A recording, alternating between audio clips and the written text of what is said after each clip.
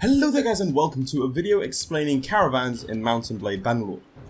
I've seen a lot of posts online about caravans driving people to bankruptcy and just generally not being profitable. So I thought I'd share my thoughts and a bit of speculation on how caravans work and the rough time frame for seeing some actual returns on your investment. Because I have a suspicion that people see that they're losing about 300 gold a day for about 9 days, having already spent 15,000 and going bankrupt, and then reloading a previous save. So just to start with, in case you didn't know, you can hire a caravan or put together a caravan by talking to any merchant in any large city. This will cost you about 15,000. From there, your caravan goes from place to place buying and selling goods. Now, for a little bit of speculation, here's how I think they work.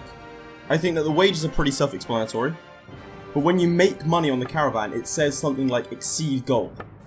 Now, to me, this suggests something that I believe makes sense. I think that the caravan goes from place to place buying and selling to get to a reserve of gold. Let's call it 10,000.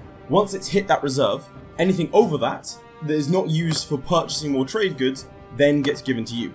Which is why at the start it's 0, 0, 0 because they're building up money to make that reserve. In the middle it's going to be lower, like 46, 120 gold, because the money's being used to purchase goods. And the reason it starts to scale up and you start to make consistently large amounts of gold, hopefully, is because your caravan can simply buy and sell more goods. I found this out by just chasing around my caravan around the map and seeing how much they sold. So with the explanation out of the way, I'm going to give you a few figures. So I tested this a few times, and from what I can see, the kind of 7 to 10 day period, that's going to be no money. You're going to be losing 250 to 350 a day on just wages. The next 10 days after that, you're going to be basically breaking even, maybe making a few dinars here and there, but ultimately still not a reliable source of income. The next 10 days after that, you'll start to make a more reliable income, typically around a few hundred dinars a day. And then beyond that, you'll start to make the ridiculous amounts, which is, 1,800 a day, 1,600 a day. I've had one that's even gone 3,000 a day before. However, it's important to note that these are dependent on a few factors, such as where your caravan is, whether people are buying and selling in those towns.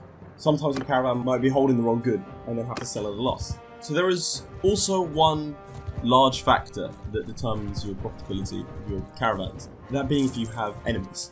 So you can still function caravans at war, but I would argue they're particularly potent as peacetime ways of gaining money, because otherwise enemies are going to attack your caravan and you've just lost 15,000. In addition, there doesn't seem to be a hero that has any particular trade skill.